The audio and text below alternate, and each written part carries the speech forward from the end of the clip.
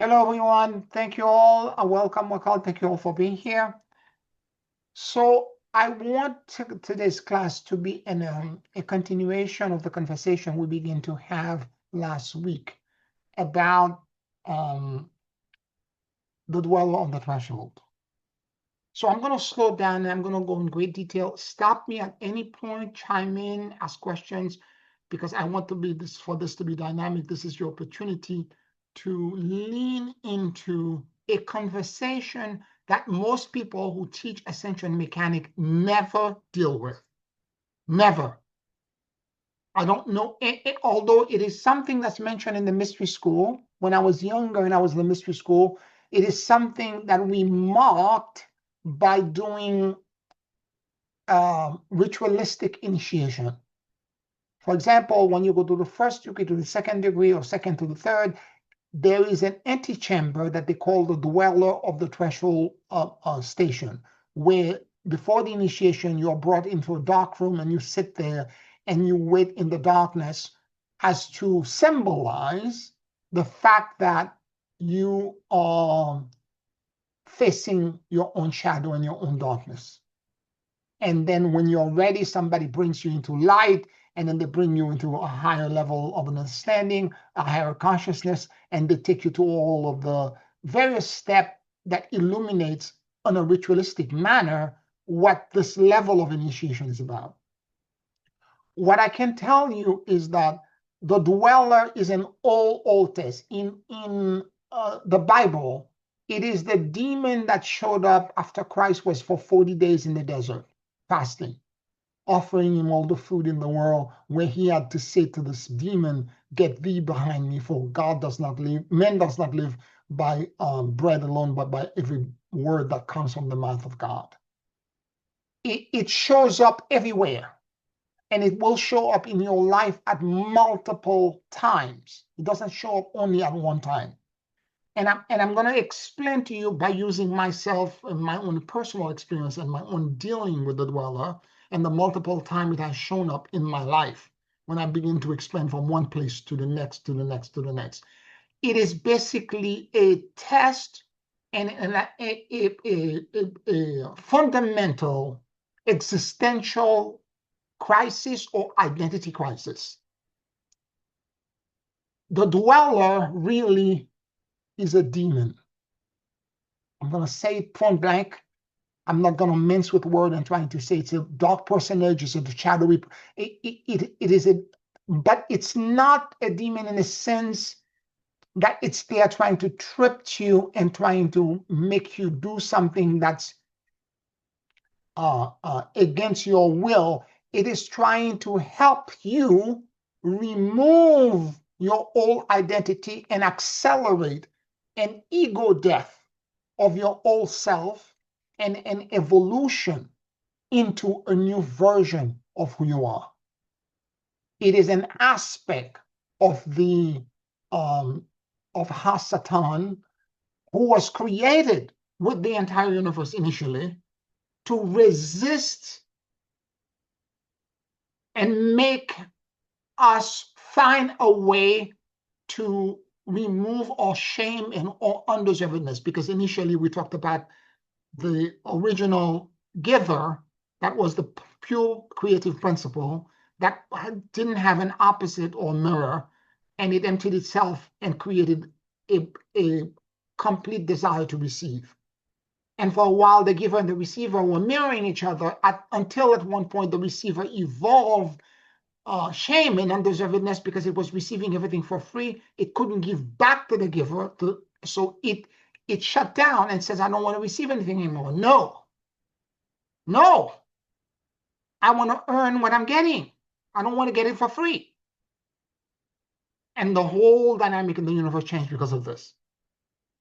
So because of this, when the giver came back to restore the original balance, it realized it could give the receiver everything it wanted, but it could not remove the original dread or shame that he's feeling right now. And therefore, it exploded it in a gigantic spiritual detonation, manifesting from like nanoseconds the entire universe that we know at this moment. And at the moment of that expression, time and space grew from that space, from that original detonation. And also inside of it was a resisting force, a super intelligent resisting force. And every time we have to move from one identity to the next, the dweller is going to be there at the doorway, trying to. The other name for the dweller is the accuser, and I'm going to explain this in great details. What happened with the dweller test is that you begin to feel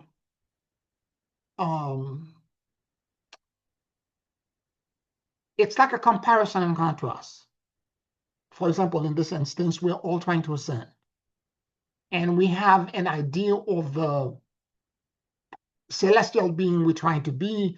We're doing all of these powerful torsion fields and new version, the beyond time and space, high celestial magic, all of the stuff that only godly being can do. But there is another part of us that's still human, that deep in our subconscious mind, that no one will dare express, because that part of you, through the dweller, through the accuser, is saying, you're a fraud, you're lying, you're pretending to become this being. But deep inside of you, you know you don't deserve this because you're not doing enough. The stuff you're doing is not enough to take you over the threshold. And that accuser, that voice, those judgments are there to test you. Most people do not have the nerve to actually express this outwardly to anyone else, because the idea of to you being an imposter and having the imposter syndrome is something that is so it's so harsh as an admission to ourselves that we will not dare say it to anyone else, because we're afraid if we say it to someone else will see it and will say, you're right, you're an imposter. You don't deserve to be here. So most people don't express it. In fact, what they do is that they distract themselves. They go shopping, they take drugs, they drink, they eat, they do sex, they do other things to distract themselves from dealing with the issue that they feel inside of them, that they are unworthy, completely unworthy of the elevation that they are seeking. That there is a gigantic rift between what you want to become and who in your core, emotionally, in your subconscious mind, you feel that you are. Small, broken, shattered, incomplete, scared, fearful. And so it's that discrepancy between the two that compose the test. Because I've been trying to take you into ascendance with this incredible, blessed be Lord Melchizedek, Antakarana, and all these other stuff that I'm practice that I'm giving you that are so potent and so powerful, there is an energetic part to ascension that we're getting collectively as a family. We're getting it. We're doing it, and because we're doing it, we're energetically approaching it. But that part, the dweller, that imposter syndrome, will not allow the complete ascension to occur unless we let go of that identity and we transmute that feeling through essentially celestial alchemy and transmutation until we transmute that corroded, corrupted part of ourselves into gold, into light. And the only way to do this is to go within, to face the accuser, to face the dweller, and to sit with the information and to move through the various steps that I'm going to be describing. I have to share with you a personal story. This happened when I graduated college. I was part of an honors program for about 3 years with a lot of, there were 5 of us that were taking these honors classes. I graduated art school in college and a degree in fine arts. And all of us, we had work under an architect, and all of us were going to apply for architectural school. So we all decided together we were going to use a year off and work on our portfolio. We had all these pieces and all the stuff we were doing, and we were going to work and refining it so that we can get a good portfolio and apply to graduate school. And basically all of us, all 5 of us, did this together. We would go to we had a special room, a special studio. We were very fortunate.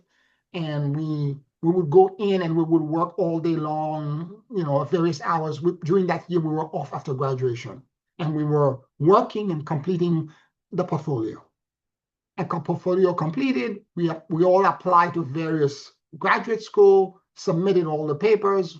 We did it kind of loosely under the general guidance of our professor, who was almost like a mentor. Now, the chairman of the department knew this. I had asked him to also give me a letter of recommendation for various schools. And when I got a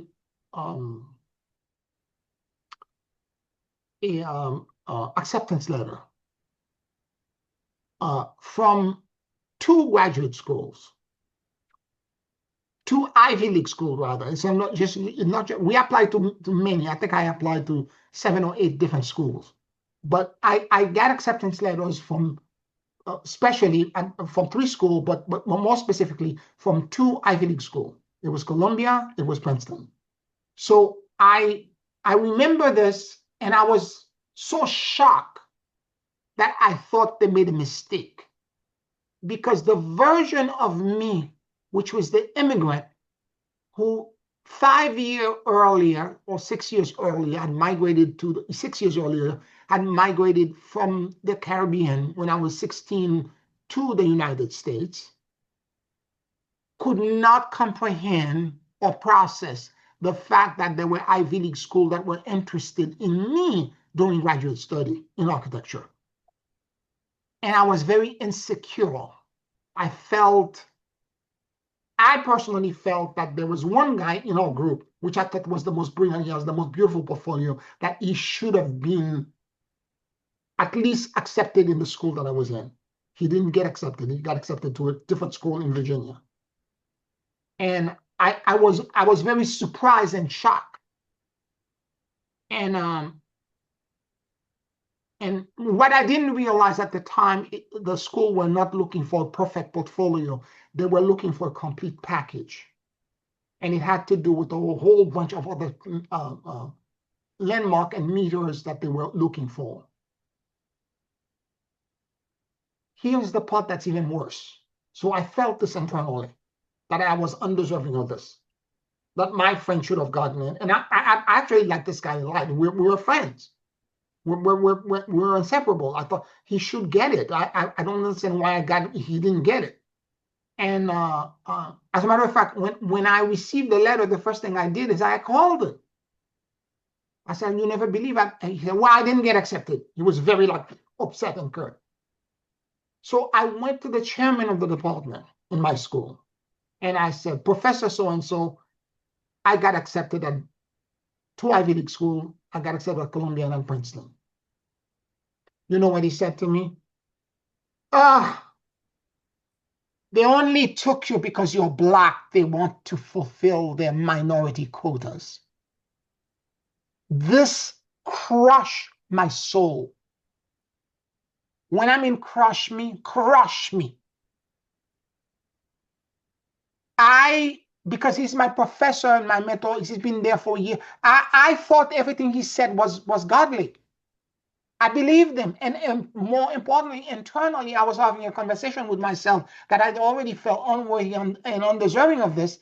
that honor, that acceptance, I didn't believe it. In fact, that letter I received toward the end of January, and in September of that year, I was supposed to start the class, but I had to go to the school. There's a whole bunch of things I had to do to register and the financial aid and all the stuff that I'm supposed to.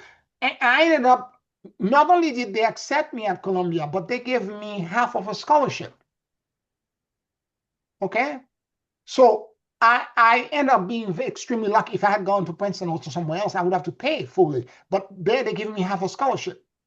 So I was like, okay, great. But when I went to the school, I kept expecting at any moment the chairman, the administrator, the financial officer to say to me, we made a mistake. You're out.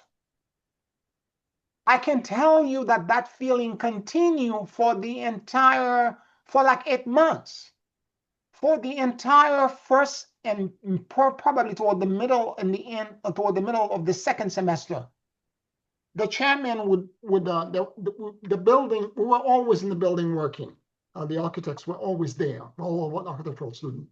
And the chairman would come and walk after he did his business during the day.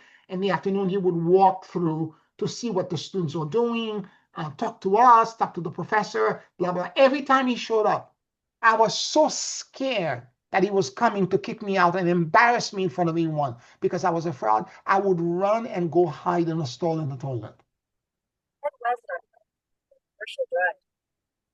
Continue on Palm Street. I'm sorry, say that again. You have an echo. I can't hear you.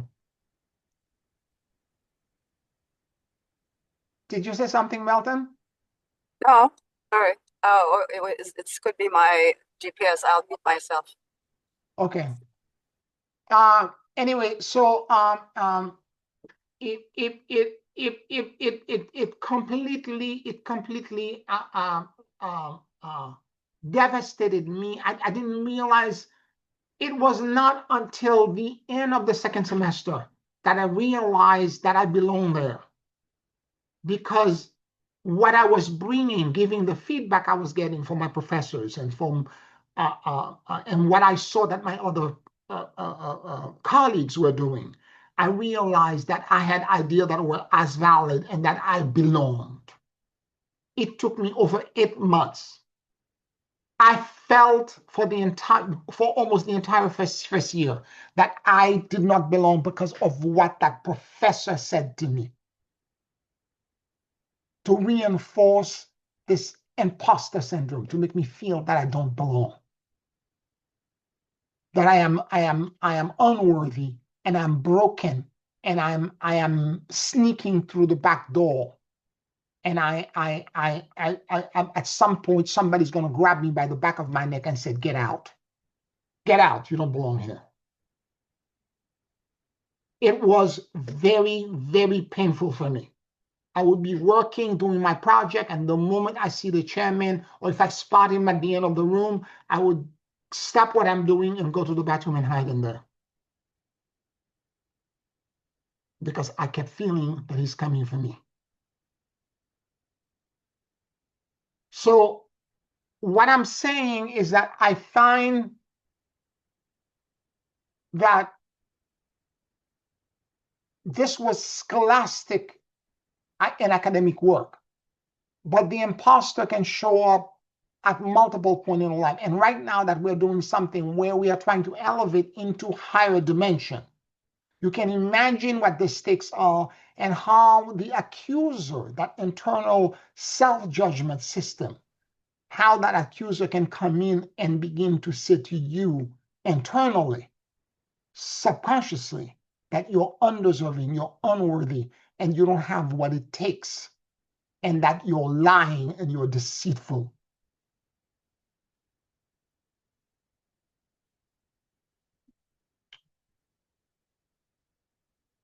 Now, I was mentioning this in another class, and one of my students was saying, well, okay, the first step to overcome this, instead of trying to bury that information down and pretend it doesn't show up, is to actually listen to the accuser. Realize that the accuser is not what the accuser is saying, what the feeling inside of you is saying, is not cosmic truth. It is just revealing an emotional state that's internal and fragmented from you. It is not cosmic truth, because one of my students was saying, well, if I listen to that voice, I'm going to believe that I am no good and I'm unworthy and all of that, and it's going to cause me all kind of problems. And I said, no, that's not what you're doing. When you listen to it, when you listen to what the accuser is saying, you're trying to connect to feelings that you cut off from yourself, that you've been trying to bury. The accuser is trying to guide you that you feel unworthy. You feel that you're lying and that you're a fraud. You feel that you're undeserving, given the fact that we are sending, you're not doing enough. You should be heading a charity. You should be giving water to people in third world country. You should be in Calcutta feeding the leopard like Mother Teresa. You're not doing enough. And it's a feeling. So you're using the voice and what the sensation and the feeling that the accuser is pointing you to connect to suppressed and repressed feelings that exist deep in your core, that you have not acknowledged, not consciously acknowledged so far. That every time they show up, you shut them down even deeper because it's too painful. And when you sit with it, and that period of sitting down with it, it's gonna require you to shut down the outside world, because it required compassionate listening to yourself, deep, deep listening. It requires for you to be so quiet that you're not going to be interested in socializing and being with friends and being with other people. It's going to require that you go so deep inside of you that you acknowledge the fact that that feeling exists in me. I do feel this way. And not only do I feel this way, but you're going to remember, like me, instances like that professor, what that professor said to me. Because that feeling, when I connect to that feeling now, that experience shows up. And what are the tributary emotion that it created when I was there, aside from feeling unworthy? What did it show up? That I am unintelligent, that I am dumb and stupid, and these people are brilliant. This is an Ivy League school. That's one of the other feelings it showed up for me. That I don't have the intelligence to be among the 50 people that are part of that of the first year. I mean, 1,000 people applied, they took 50. Why should I be one of them? I'm not intelligent enough. I'm not bright enough. Do you see what I'm saying? And all the tributary emotion that will connect. And as that is revealed, I begin to realize that, are these feelings true to who I am? No, they're not. I proved it to myself. I graduated with honor. More importantly, I had valid experiences, as valid as my other colleagues. I proved within a year that it was just an irrational emotion that I was experiencing, and that I was up to par to all of them, to my other 49 colleagues.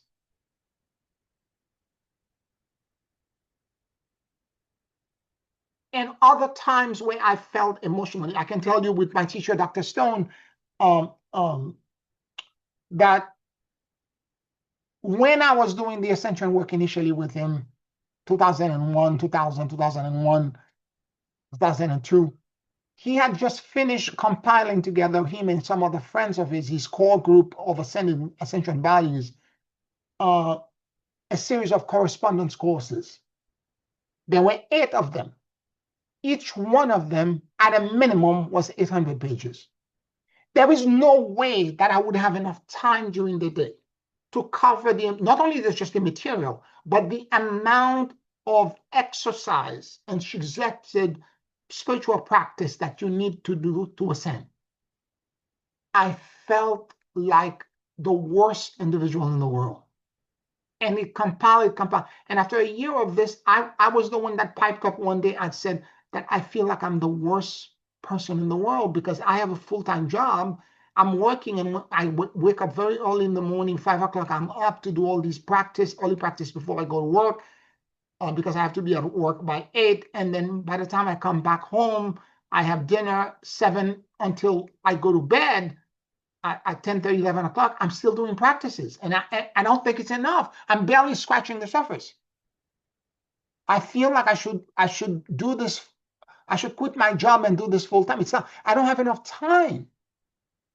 And here is another feeling again that I'm not good enough because I'm not doing enough.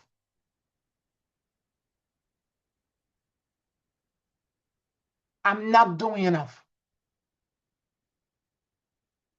Now, the truth is that in ancient time, the monks or the nuns would be in a monastery or nunnery somewhere, and they would do all of this work. There was chores that everybody had to do. When they would cook and wash and all that, but for the most part, the rest of the time was done spiritual practice. But you and I have to deal with the real world. We have to deal with crazy traffic. We have to deal with office intrigue. We have to deal with the craziness that's going on in the world. We have to deal with climate change. We have to deal with all of these other things, and yet somehow still maintain a spiritual practice. We have to deal with a lot more than if we were in a cloister somewhere. And we should give ourselves some credit and not feel so unworthy and undeserving of the effort that we're applying. But remember, it's not about the effort per se. It's about the shame that's hiding behind it. It's about the unworthiness and the undeservingness that's behind this feeling. The original shame. So initially, as you listen, you're going to be connected to feelings, memories, and emotion. And some of it may not be in this lifetime. They may be very old and very ancient. And understand that the accuser is not telling you cosmic truth to take you back to an old place to make you suffer. It's trying to point to you to emotion that you have not completely processed, that you may have thought you processed in the past, but you have not resolved them. And it's so emotionally charged in your subconscious mind that you cannot ascend unless you transmute it into something else. Any questions, any comments before I proceed?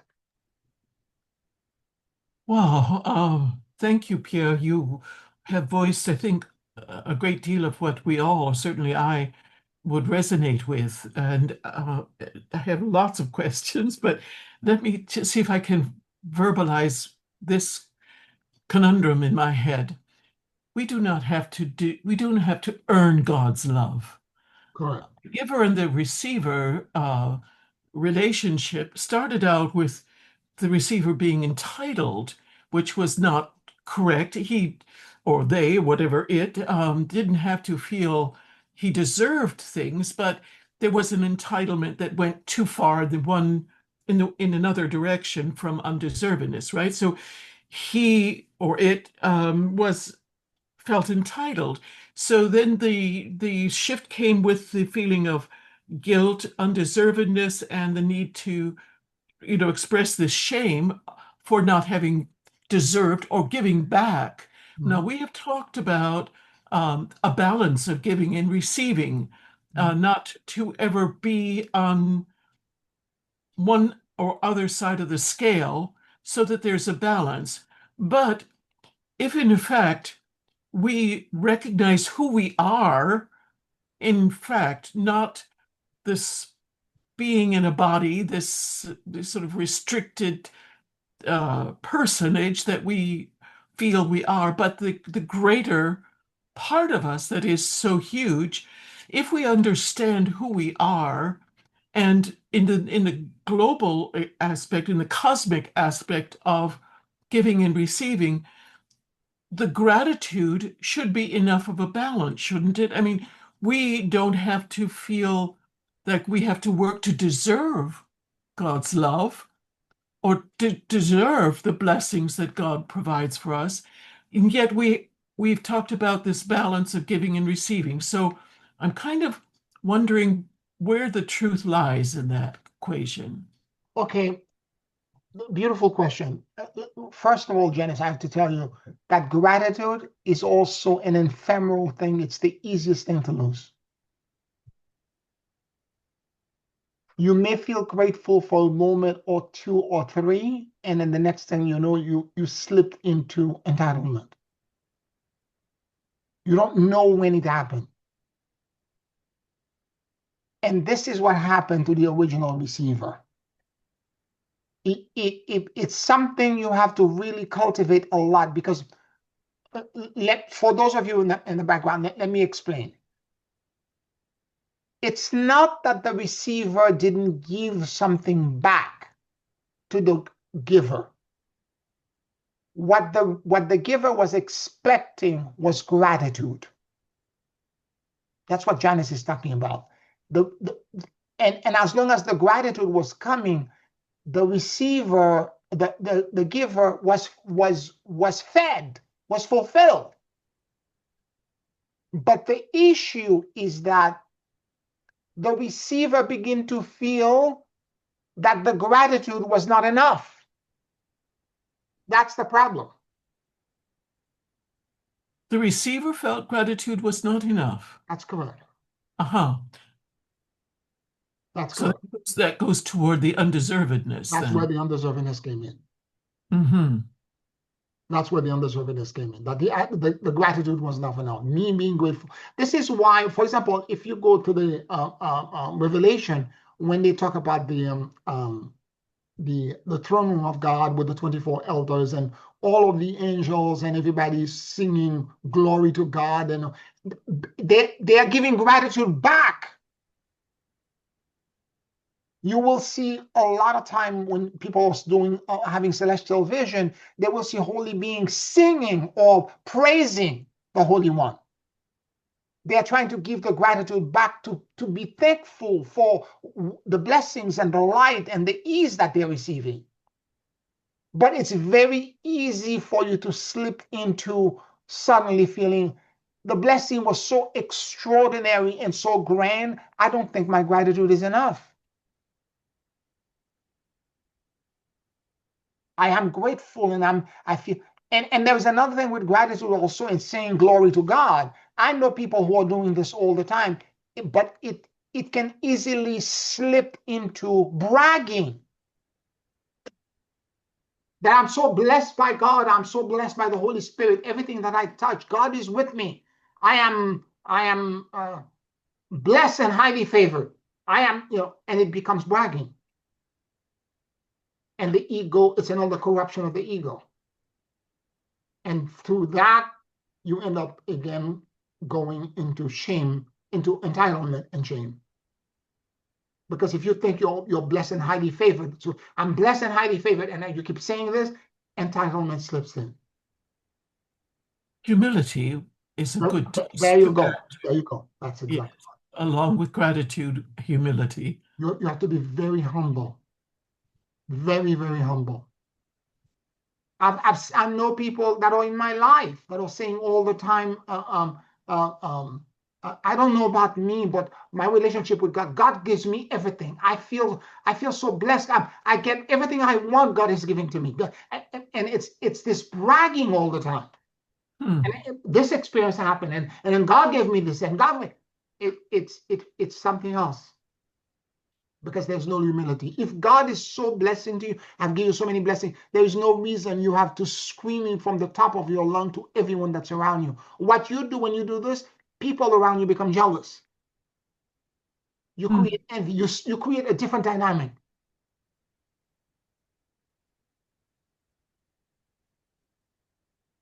So yes, you're right. If we were grateful, that would have never happened. And okay, but all of this happened for a reason. Okay, granted it happened and etc., but it happened for a reason, because the receiver descending the dimensional scale is allowing, and the aspect of God that we are, the mirror image of God that we are, to experience dimensional existence, and then to take back that existence now that we are beginning to ascend back to God in a way and illuminate a different kind of reflection that would never have happened if we have remained outside of time and space, just being a mirror for God. So in the end, there's going to be a benefit to this. There's going to be a higher growth.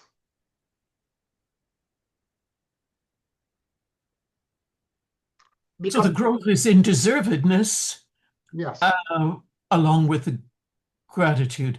So that is going to add to God's vastness in some way. Absolutely, absolutely, because we will have experienced the totality of the shame and the undeservedness, and now the effort that we made to overcome it, to pass the test of the dwell of the threshold and the accuser, and to move into the next stage, and to allow us to accept and to receive the light. Because even now, as we feel undeserving, the light is right next to us and saying, take this. We are the one that's saying no, because I feel undeserving. No, I'm not accepting it.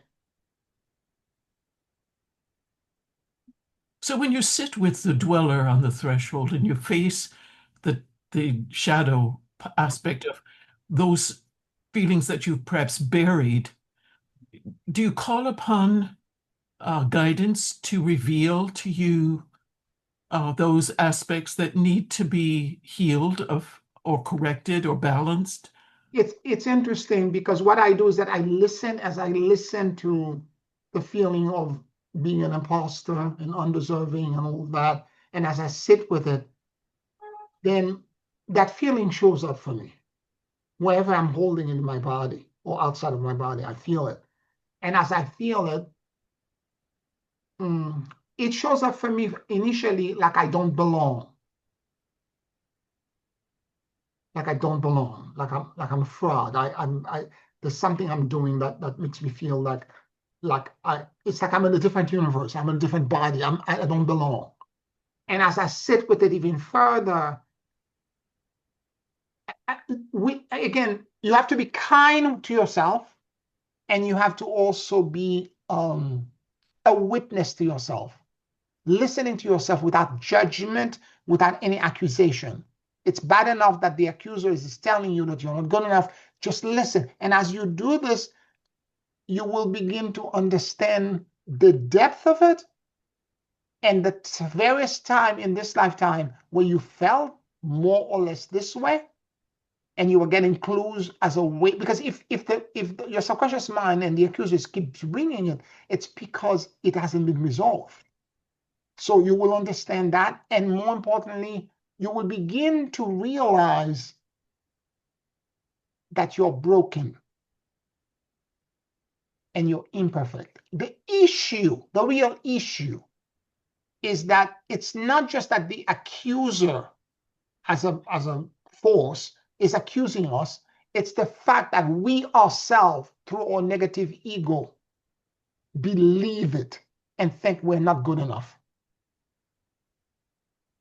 Right. So as we sit with these thoughts and feelings, experience and feel them, does recognizing them clear it? It's not just recognizing them. Sitting down with them and listening to them first, you have to now do the Ho'oponopono to yourself. Yes. You have to ask yourself for forgiveness for being broken, being incomplete, feeling this way, feeling like I'm undeserving of this, feeling the shame and feeling that I'm not, as I said, for me when I was going to school, that I'm not intelligent enough. I'm not bright enough. Somehow my poor upbringing from the Caribbean middle-class guy, and am I doing among this elite group of 50 students? I don't belong here. So And as you, oh, sorry, please. And as you do this, what happens is that when you sit with it and you say, I am forgiving myself, please forgive me, God and higher self, for feeling this way. I know if I'm here, there's a reason for it. I don't get it at the moment, but forgive me for feeling this way. Please forgive me. Forgive me for being shattered and broken and being in fear and having all these insecurities. Forgive me for this. Forgive me for feeling that I'm coasting by pretending. Forgive me for this. And as you continue, and this is going to happen over days and days of you sitting down with the feeling and keeping asking for forgiveness, the forgiveness will begin to change and ground into you and change into you now accepting your imperfection and realize, because at that point with the accuser, you will see the entire matrix, all of the fissures and the cracks and the fault line that exists in your psyche. You will see everything. In other words, you're experiencing your whole identity, your ego as it is, broken, shattered, fearless, insecurity there. You lying about every little thing that you may have done that may not have been right is going to be amplified. You didn't do this correctly. You didn't do, however it shows up, you're going to see all of it. And even if you did something wrong in this lifetime or in the past life, you need to understand that it's because you're not alone. Every human being in the planet is incomplete. That's the point of being human. It's to be imperfect. And it's to be able to get to a point to accept the fact that you're not the celestial being yet. You're just a human being, Pierre, imperfect, broken, lying, cheating at times, not being righteous, having committed God knows what other kind of infraction against some sort of celestial moral code.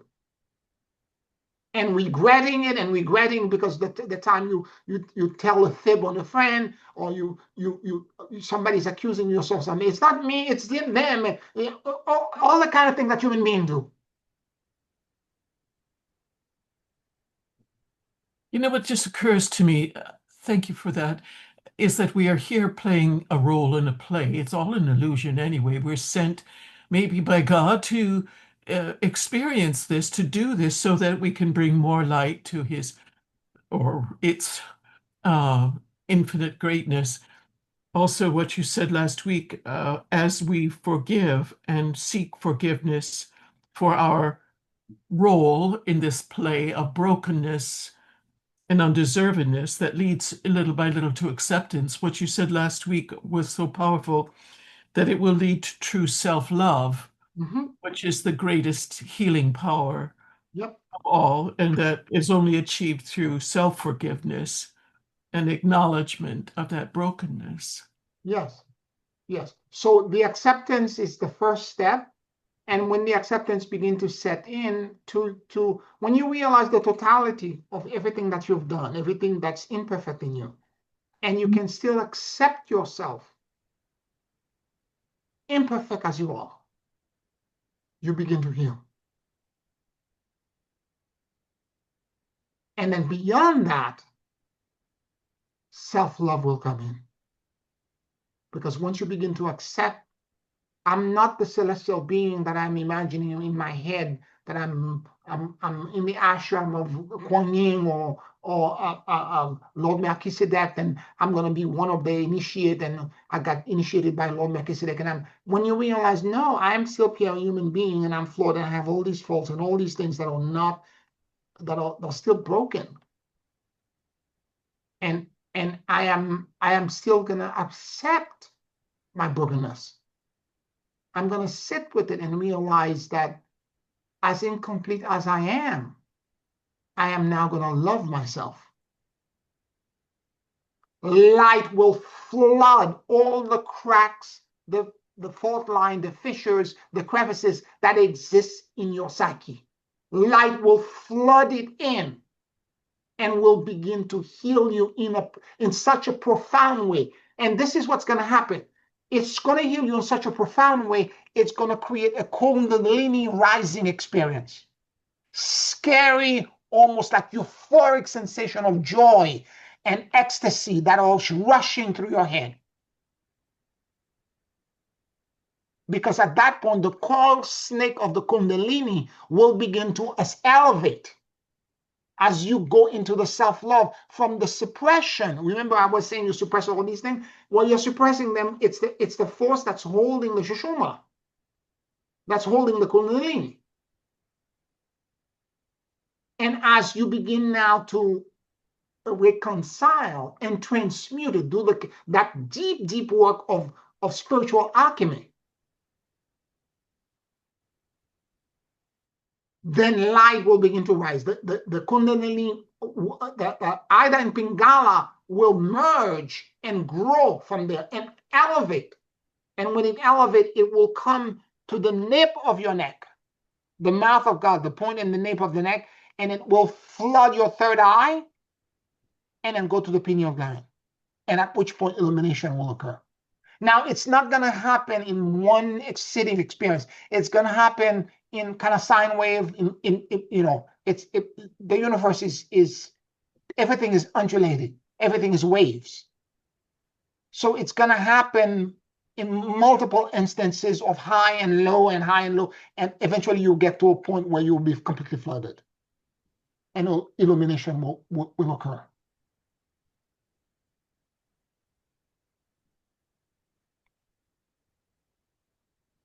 You know what I'm thinking also, in terms of acceptance of our brokenness, I'm thinking in musical terms, dissonance and consonance need to go together to build the whole picture. It would be pretty boring to have only the consonants part of a musical piece. Because there's the tension and then the release that comes through the dissonance that makes the consonants more significant. And there must be a parallel with our acceptance of the brokenness that leads to self-love. Yeah. What I can say to you is that process is true spiritual alchemy. And I can tell you that as you sit with yourself, and again, it's a process. I don't know how long it's going to take. It depends. As I send email and videos out and I release it to, I have this one man who I had not spoken to in several years, more than 10 years ago. He kind of pulled away from the main work, although he peripherally is consuming the videos we're doing and all that. He's on Patreon, he's watching all this. And he reached out to me and said, I've been feeling the dweller on the threshold now for years. And this is where I've been stuck at. I didn't know this. Again, for the reasons that most people who are experiencing it, dare not express the fact that they feel that they are fraud. Because they're afraid that the rest of the world will say, yes, you're a fraud and you don't belong. So it's a, and now he feels he's rejoining. He's like, I feel like you finally allow, you give words and expression to these long-standing feelings. that have been buried and holding inside of me that I didn't know how to process and how to express. Now I have a sense of hope. I have a sense of there is a way out. And again, right now, with the spiritual mechanic that I'm teaching you, torsion field, all the various stuff, alignment to the column of Melchizedek, a big on time, is all of that stuff. It's giving us the spiritual part of ascension, which is quite easy, to be honest. But this part, it's the internal saboteur that if you don't resolve it, it will never allow the energetic to happen. Now, I know people who do the energetic only and get to the energetic level and they experience false ascension. It's a sense of high and energetic, and they can manifest at certain point. But the sense of undeservedness and the sense of being a fraud still remain. And it's never addressed but it will cause all kinds of short circuit to occur. And when you're big energetically, and you now exist in a torsion field that's all the way to the 6, 7, 8, or 9 dimension, it's like taking a dark genie out of a bottle.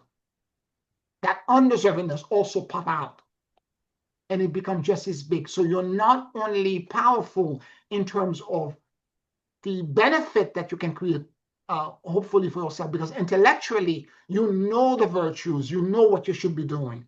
You're well-intended, you're well-meaning. But the core emotion upon which you build this edifice is corroded, and the foundation is weak. And when you release it into the world, it will become corrupt. It will corrupt the entire structure.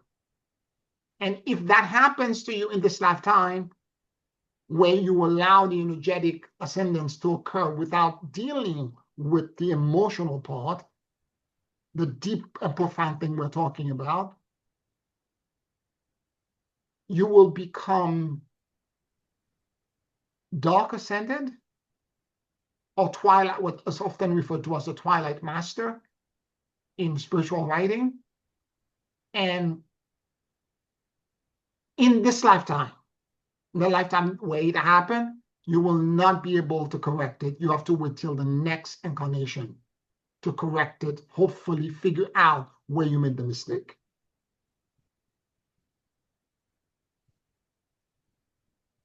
I spoke about this a little bit in my first book, this idea of ascending, the energetic increase that creates. That's relatively easy. It's the emotional part that's the most complicated and the most nuanced.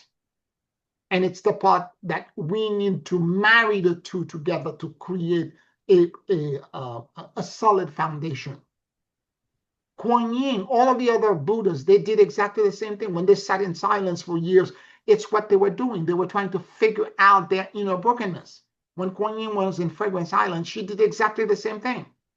She spent days sitting with herself trying to figure out all the things that happened with her and her dad, and her father attempted to hurt her multiple times, and how she realized that she was not perfect in this lifetime by any means, and all the things that she did in her youth. Again, what you're going to realize when you sit with yourself with the voice of the accuser, you're going to realize how gullible you were, how ego-driven you were at some point in your past, and how foolish you were to have believed in and pursue goals that were so nonsensical to the being that you're trying to become. Mm-hmm. Does the journey ever complete? Do the Buddhas, the Mahatmas, the Jesus, what are they still reaching for that? There is still a dweller. Perfection. Wow. There's still a dweller. At a higher level, there's still a dweller. Wow. Because the dweller is in all dimension of time and space until you go out, you go back into the throne room of God. There's still a dweller. This is why in the book of Job, if the first chapter of Job, it's God is in the throne room and there are all these angels around him, and Satan happens to be with him, which means that he have access to the higher. He's not in the pit of fire. He's with God. And him and God were having a casual conversation. Where have you been? And God said, he said to God, I've been to and fro doing that or the other. And then God was bragging about his servant Job. And then the accuser said, has he been tested?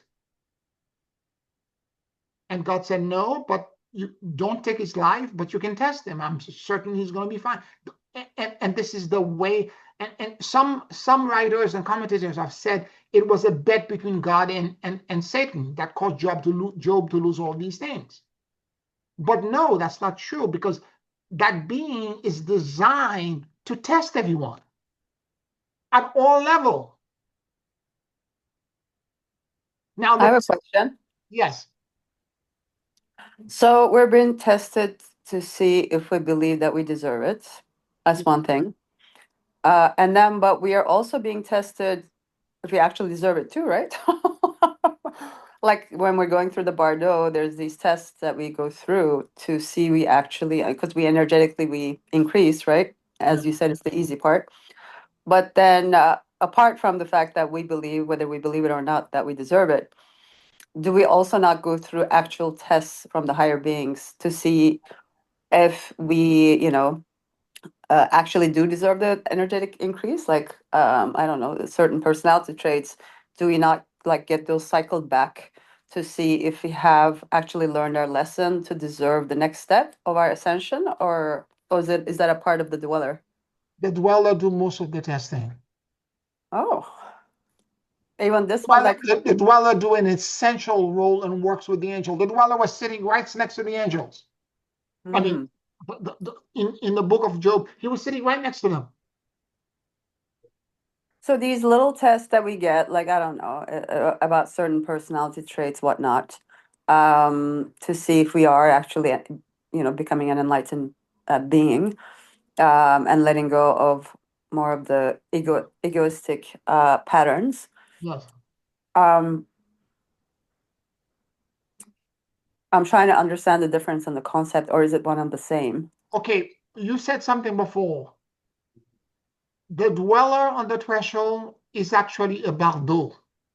Yeah, that's, oh. It's no different than a bardo. Because Mhm. the first 7 days of the bardo in the Tibetan Golden Dead is Mhm. what they call the benevolent deities. You see lights. Yeah.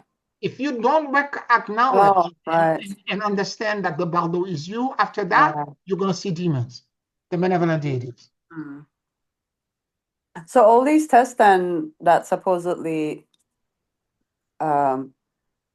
see if we have learned our lessons are also part of the dweller then? It's I can't say all of them are, to be Yeah. perfectly honest. Okay, Yeah. I can't categorize it completely because there are certain tests you get by grace. There are certain things, for example, when I'm about to do them, giving the fact that I'm doing all this energetic work, when a voice comes in and said, "No, Pierre, at this level that you're in, you cannot do this." Exactly, like that kind of a thing. Okay, so it's not really the dweller, it's my higher self reminding me, Yeah. okay, that I am trying to elevate. Yeah. This is too petty and too small. Yeah, I had that recently quite a bit. So I Yes. just Yes. This is your higher self. Yeah. Remember as well, Melton, that, and again, not written in any books. Maybe my fourth book, I will write about this again. It's when you're beginning to ascend and elevate, there are rules, but the rules are not written anywhere but into the fabric of your soul. Yeah. The ascended community, the elevated beings that whose company you're seeking, will not tell you what to do. But every time you're about to do something wrong, they're going to warn you. Yeah. Yeah, exactly. And it will be your choice to Yeah. follow the counsel or do the wrong thing. Yeah, I just had it Because today. It you was quite because profound that we're talking about it now. right, because you can ascend, but you can Yeah. also descend. Exactly. Because the And fallen angels were elevated and they yeah. fell. Also talking about, I just remembered how these yogis, right? They do all this work for years and years, and they energetically definitely get to a certain point. Yes. But then a lot of them, especially because of sexuality, Yep. they fall from grace. Yes. And they attract all these people, and they're able to manipulate them because their energy body, you know, they're So energetically, they have, this yeah, is what I mean about being a Twilight Master. That's exactly what I'm exactly. saying. That's what I remembered, because all Yeah. these, we hear them now that they abuse this and this woman and all, you know, Yep. they were kind of broken literally, and they did the work, and they, you know, increased their energy body, and you know, their energetic reach. Yes. However, they haven't done the work, so they fall from grace. And it's always, mostly for men, especially, it's the sexuality. Yes.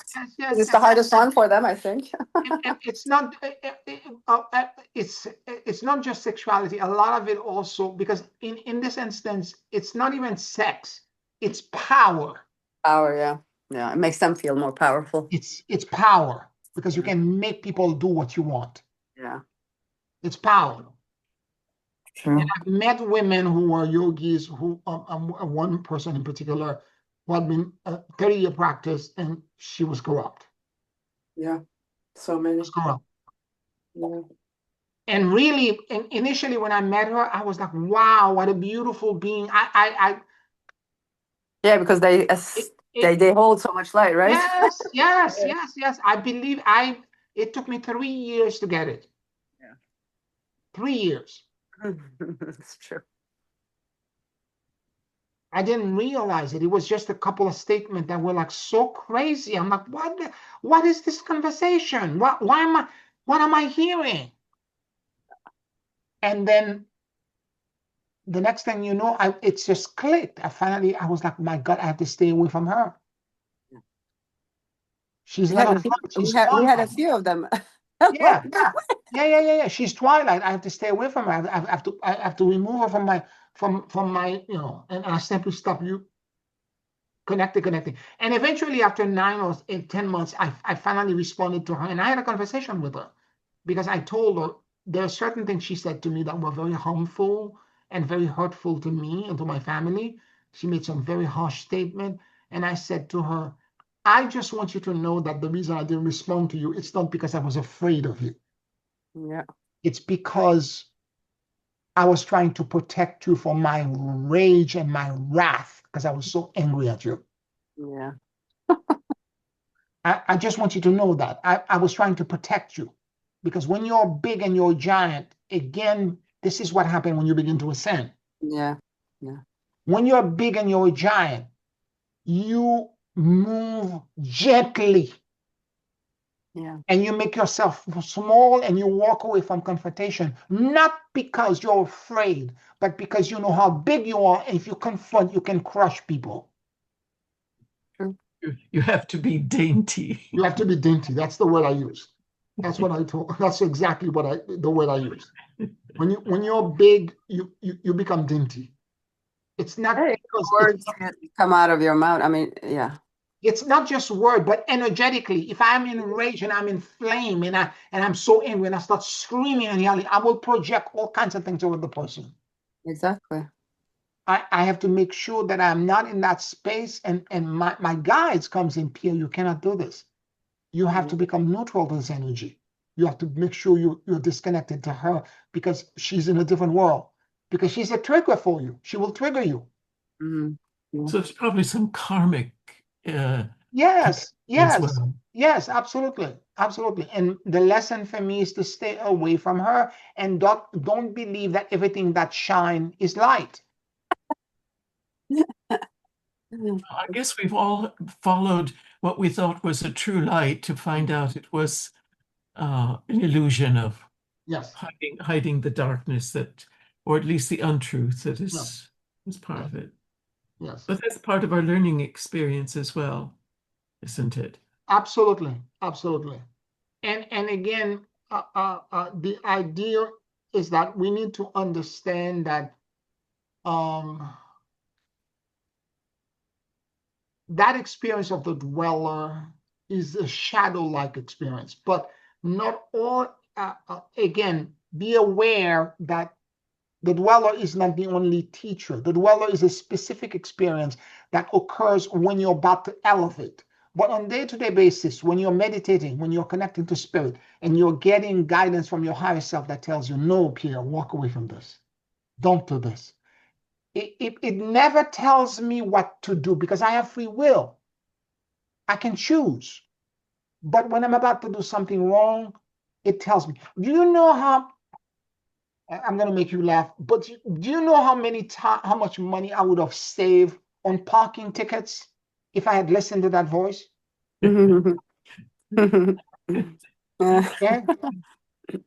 Every time my car get towed in my neighborhood, every time I got a parking ticket, it's because I didn't listen to that voice.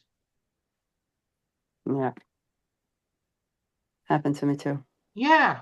$300, $400 later, because the moment they tow it and they put it in a pound, the money starts accruing. Yeah. There is the ticket, and there is the storage, and there is the. By the time you pull it out, it's $300 to $400. And if I had just listened, because the voice kept telling me over and over again, no, move the car, move the vehicle, not here, Pierre. And I'm like, my neighborhood is so tight with parking. I just found parking. It's going to be okay. I look at the sign. I'm like, no, it's going to be okay. Next morning when I show up, the car's not there. Oh my goodness. Yeah. And they keep changing the signs, so it's so All the freaking annoying. time. Exactly. All the time. That's the problem. Yeah. I think they're like, oh, chilling, more money because the people are going to get confused. Of course we get confused. Exactly. Mine got told like that once. I was so annoyed. Yeah. I put the car. Everything was fine. The sign was fine. I come, and that was on a Friday. I put the car is fine. I come back on Monday. The sign is changed. Exactly. I know. Same happened to me. That's insane. I was like, are you freaking kidding me? Like, you can't even fight them. It's like, no, you can't. And Spirit did tell me, don't park the car there. Move the car. And again, that's a simple, mundane example. yeah. And for me, it's the more nuanced things. It's when you're getting intuitive insight into other things about yourself and your personality, and what you should walk away from. And also the emotional intelligence that you need when you're dealing with other people.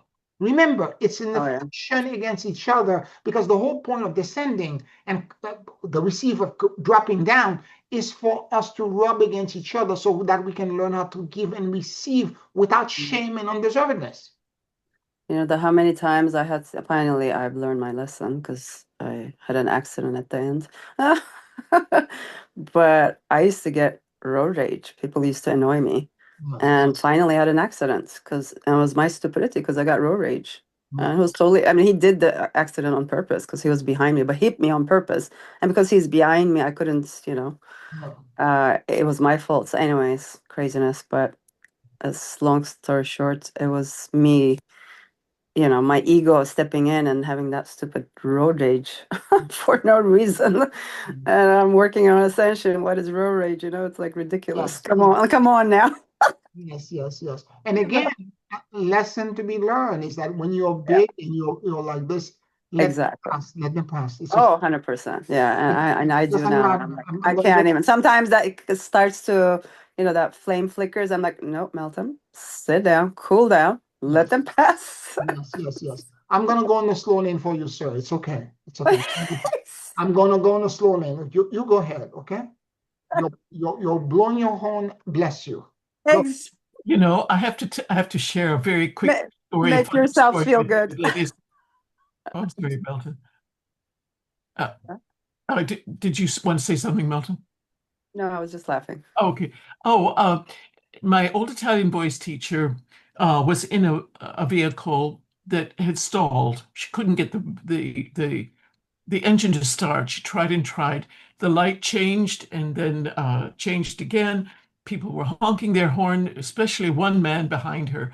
Oh, he laid on that horn. She was so stressed trying to get the car to start. And she finally got out of the car and walked back to the guy like behind her and said, "Oh, thank you so much, sir. But would you mind helping me? If you would go to my car and see if you could help start the car, and I'll sit here and honk the horn." Well played. Well played. Well played. Okay. Well, my question now is, there are cycles in life where tests become like my cup runneth over, where the tests become intense.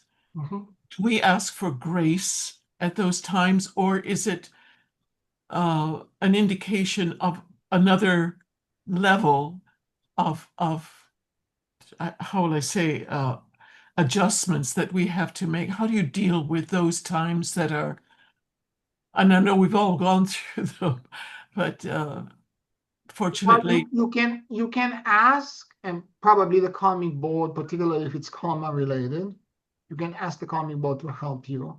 But if it's a dweller thing that you're going through, even though you may feel you're not ready for it and you can't handle it, you're ready because it would not show up. Okay.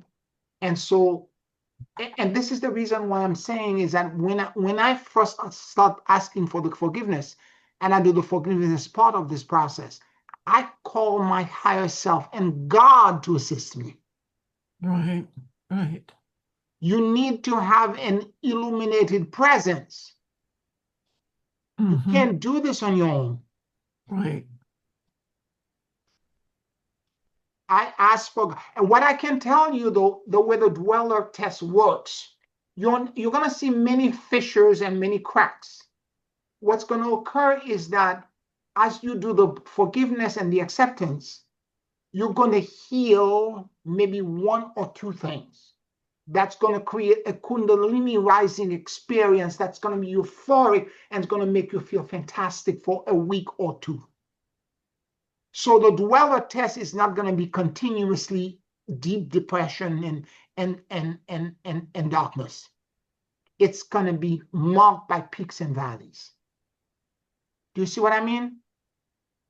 And then after a week or two, you're going to see another part that you didn't see before, that you still are going to do the same process too. And by the time, and this is why I don't, once you've done it a few times, you're not going to be afraid of it anymore. In fact, you're going to look forward to it because you're going to realize the revelation of this exploration, it's going to reveal to you part of your psyche and reveal to you false accesses and beliefs system that you did to survive, that you didn't even know were there. And to repair one of them is going to create this huge euphoria that's going to feel so empowering to you that you achieve something tremendous in this lifetime. So it won't feel that I'm being overwhelmed. It will feel like suddenly I've accomplished something great. That part of the shame is solved. And then eventually you're going to go down to a low, and when the next piece comes in, you deal with it, that kind of thing. It doesn't go continuously in total darkness. Do you see what I'm saying? Does that make any sense, Janice? I can appreciate that there are moments or periods of seasons of release, but sometimes there have been just years of constant struggle. It's because you didn't have the knowledge you have now about how to solve the problem. Yes, you're right. You are right. Yes. Now you know what to do. Yeah. Of course, the way I've been there. I know. Now that you have you know what you're supposed to do. If you do it, it's going to move much faster. What may have taken years before is going to take you a week or two. Mm-hmm. And like Job, throughout it, throughout every part of it. Gratitude, humility. And your faith remain the same. You still believe in your higher power, that all of it is for your greater good, that God is taking me through this for a reason. And it's all, and this is the point of facing the dweller and facing the accuser, is that Yeah. you know throughout all of this, and you're facing all of this, it's all going to be for your greater good and your greater benefit. You're going to be better because of it. Right, right. And this is the key, is that of all of this, when you begin to face the accuser, you know whatever the process is, in the end, you're going to be better. You're going to shine brighter. You're going to be healed. And that will help it move along faster. Faster, yes.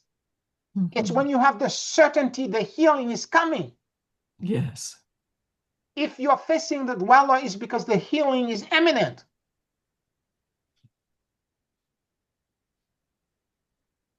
Amen. Yes, yes, absolutely. Absolutely. Any other questions or comments?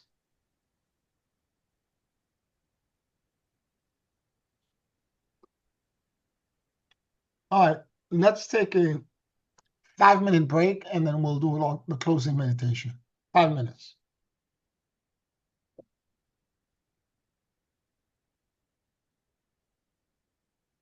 Is the inner saboteur always the dweller? Most of the time it is, yes. Mm. Yes. 5 minutes. Okay.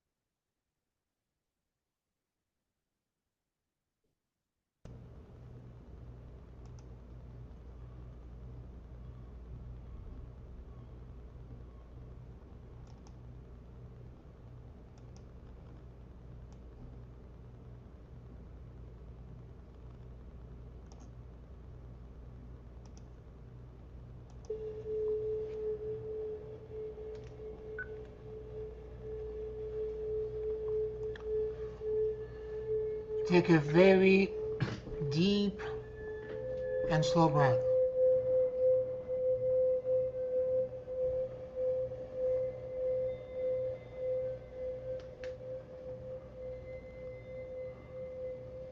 And as you inhale and exhale deeply,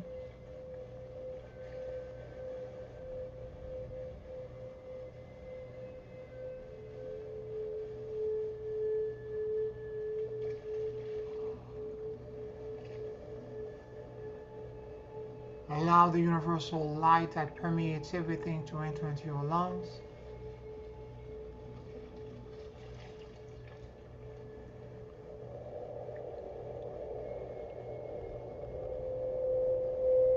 Keep breathing deeply and slowly.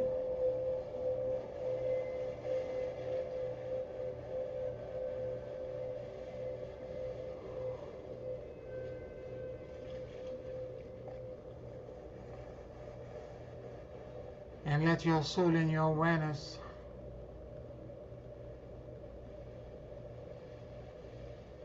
drop in the middle of your chest.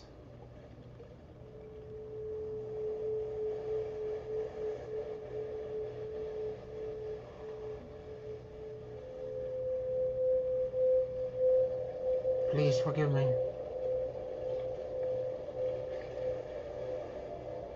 I love you. And I let go.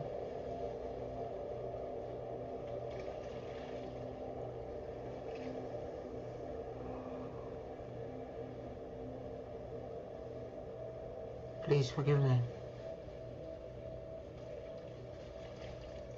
I love you. And I let go.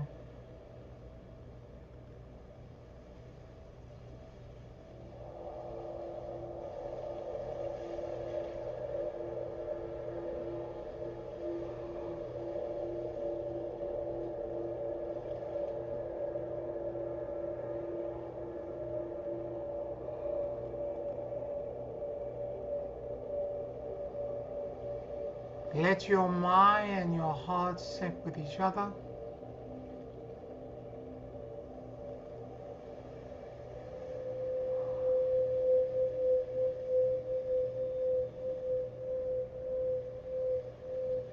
And notice what you noticed.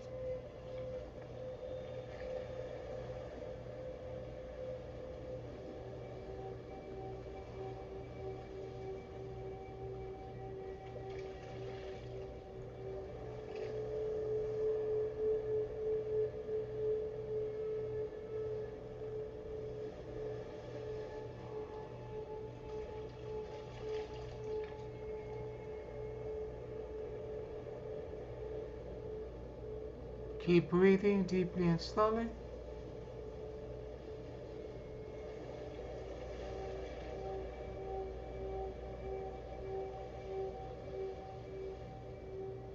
Listen.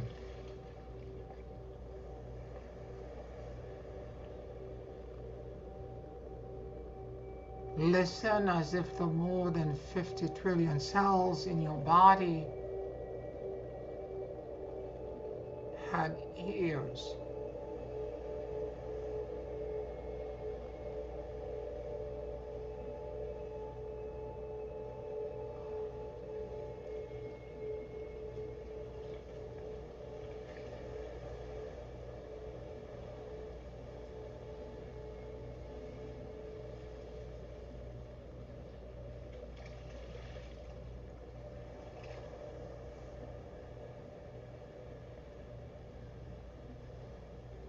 Become aware of the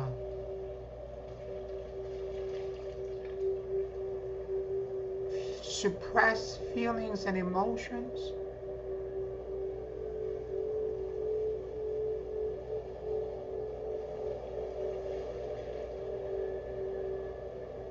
that are making you feel like a fraud,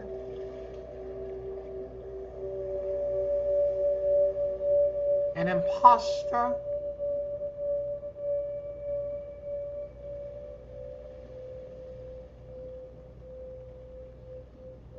a liar.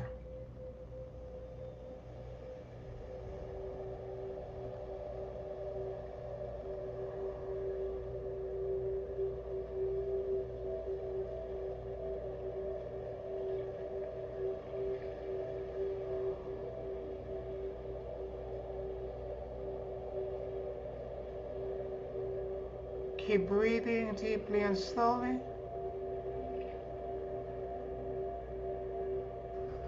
And pay attention to your inner brokenness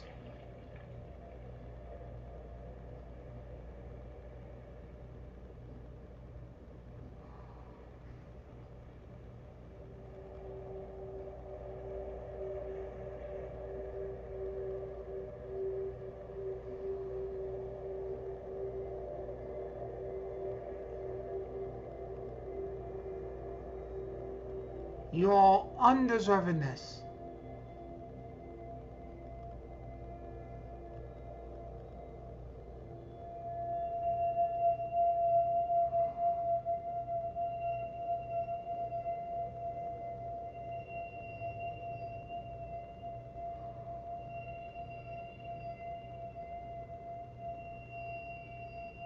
your unworthiness,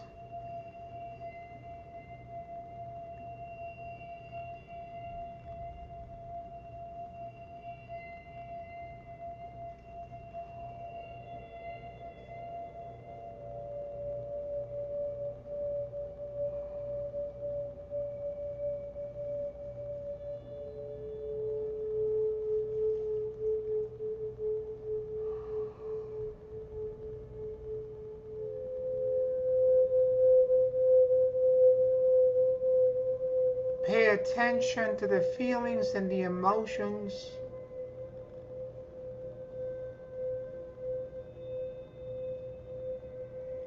and the memories and moments in your past that they were triggered.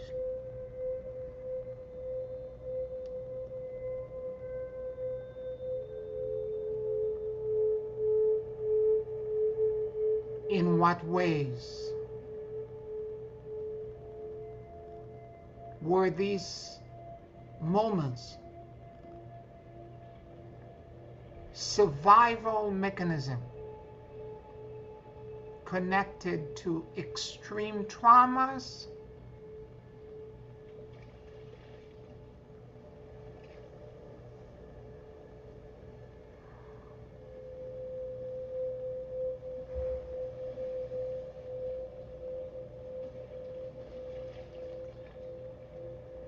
in your past?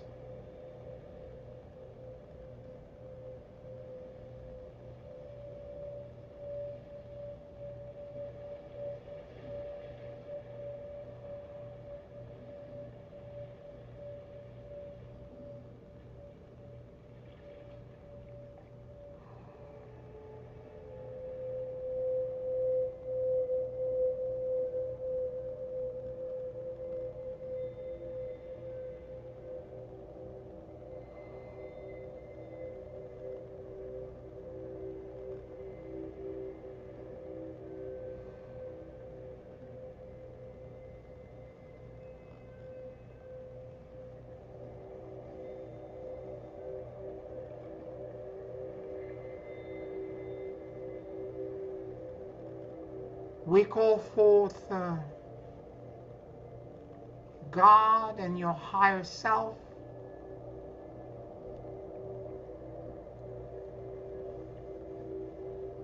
and we ask for forgiveness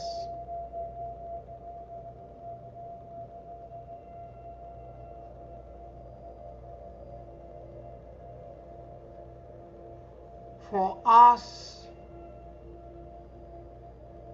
being broken, being human, and expressing our beingness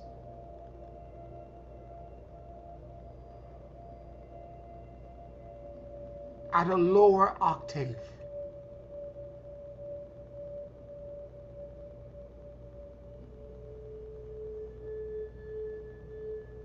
Please forgive me.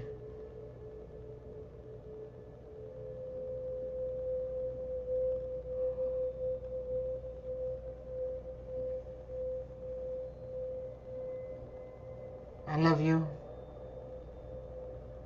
and I let go.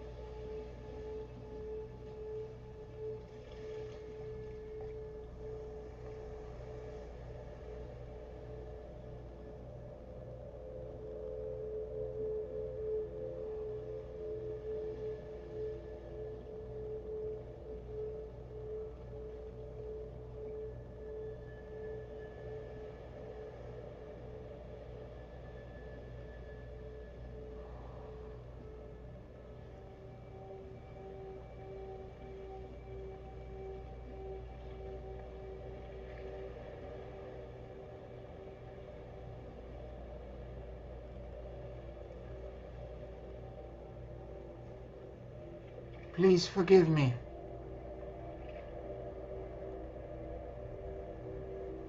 for being so foolish,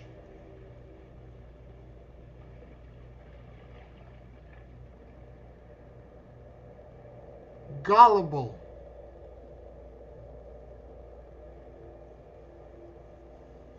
simple-minded,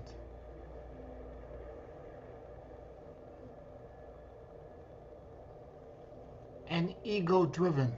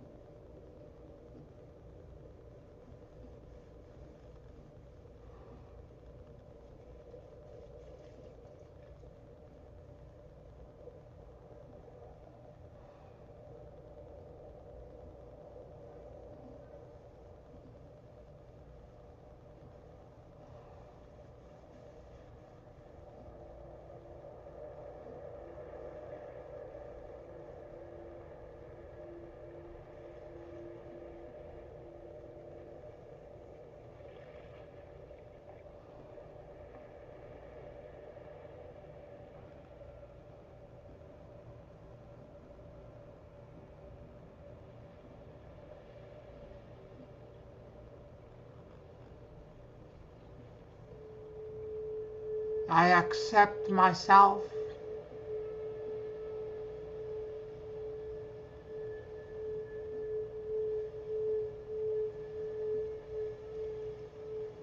imperfect as I am.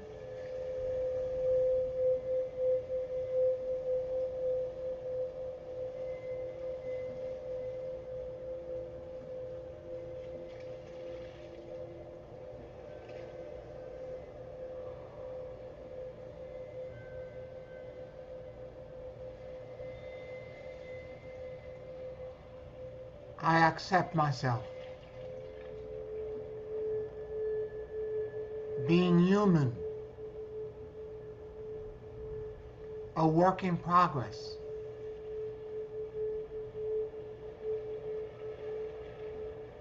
a potential for elevation.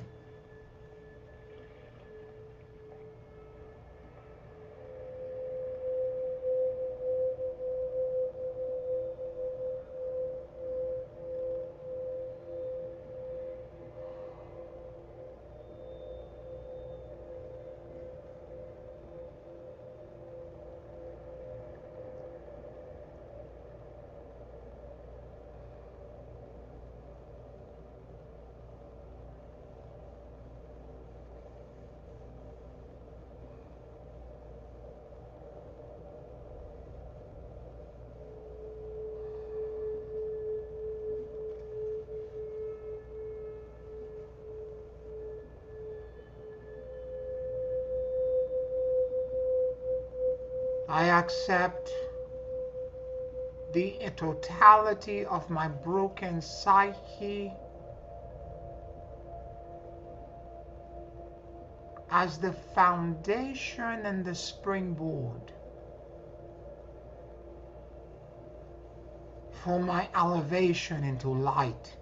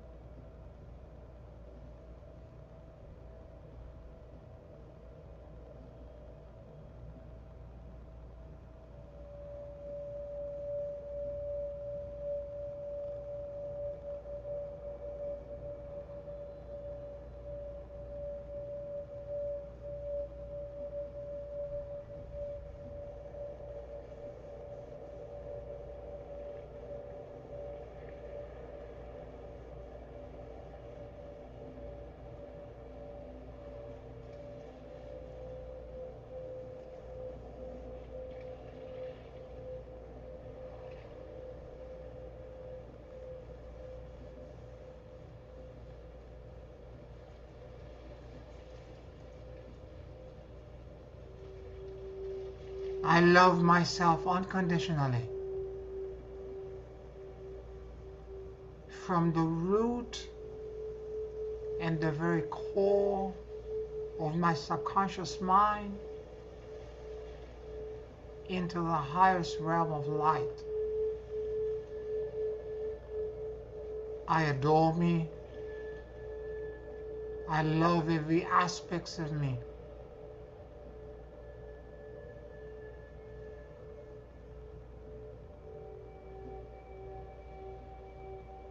And let the celestial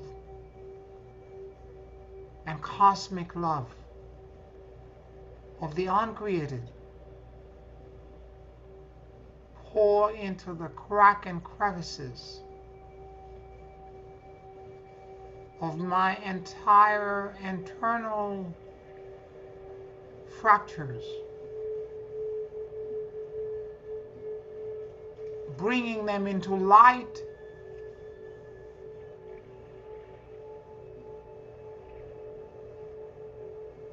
into healing,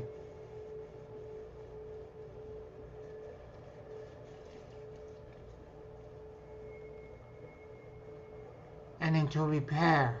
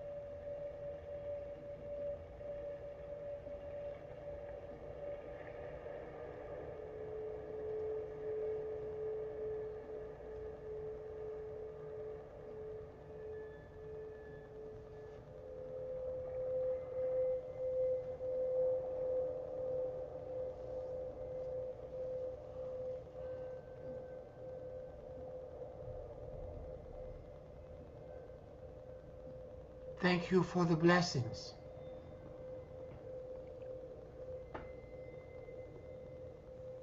I accept the gifts and I receive with gratitude.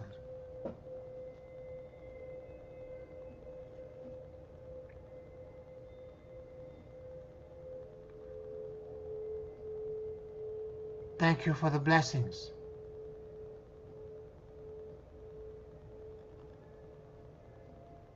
I accept the gifts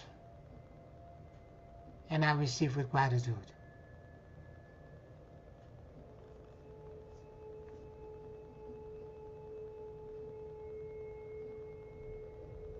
Thank you for the blessings.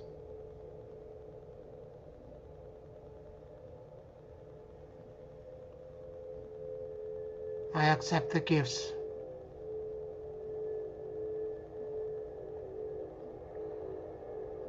and I receive with gratitude.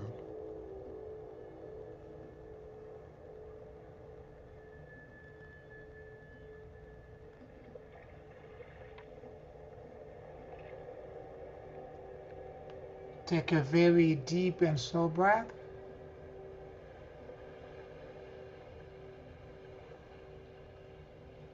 And whenever you feel ready,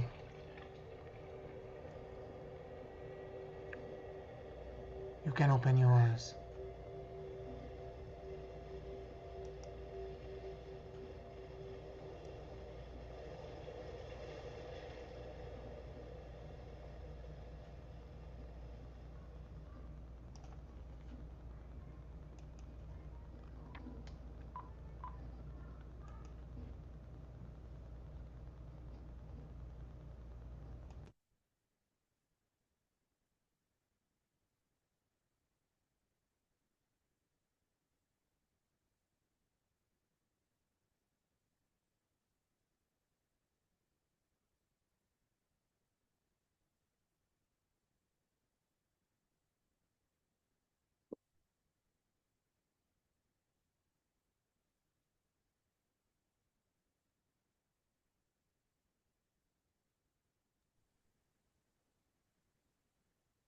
Oh, thank you.